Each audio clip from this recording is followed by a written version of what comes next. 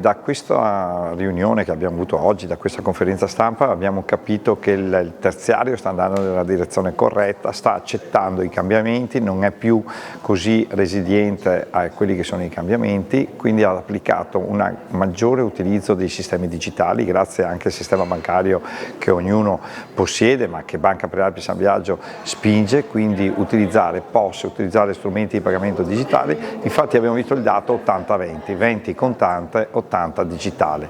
Grazie a questo abbiamo visto anche una capacità dell'impresa di voler cercare del nuovo debito per quello che è l'innovazione e quindi la parte ESG di quella che è oggi la ricerca da parte del sistema bancario e ovviamente della banca centrale di portare le aziende sempre di più verso una digitalizzazione, ma soprattutto un minor utilizzo di energie di spreco. Questo è il dato. Speriamo che questo sia anche un bel motivo per il 2025 di vedere grandi cambiamenti nell'ambito di questi due settori.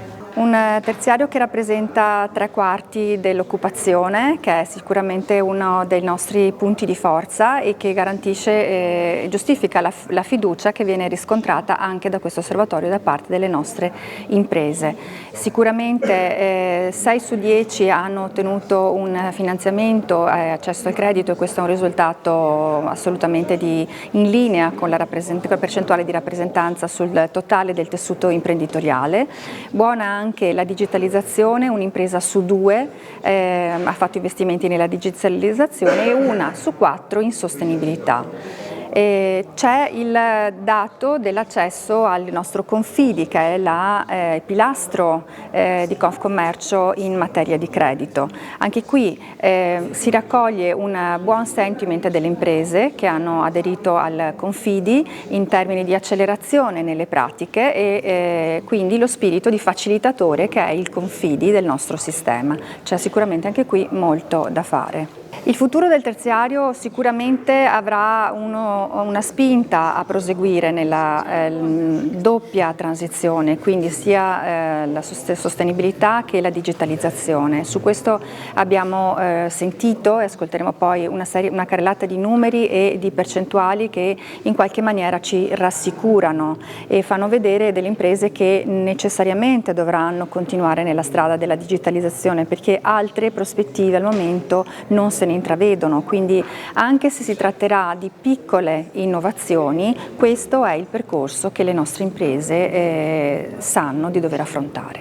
Il terziario che osserviamo in questo periodo è un terziario che è nella terra di mezzo, tra il non più e il non ancora. È una terra caotica e vorticante. Ed è per questo motivo che molti atteggiamenti, comportamenti, facciamo fatica a comprenderli. Oggi il terziario è fatto più di servizi e turismo e meno commercio rispetto a un tempo.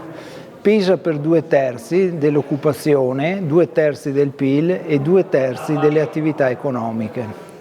Sta affrontando questa trasformazione che è guidata dal digitale, guidata dalla tecnologia. Il futuro dipenderà da quanto le strutture riusciranno ad assorbire la tecnologia, a governare l'intelligenza artificiale anziché subirla.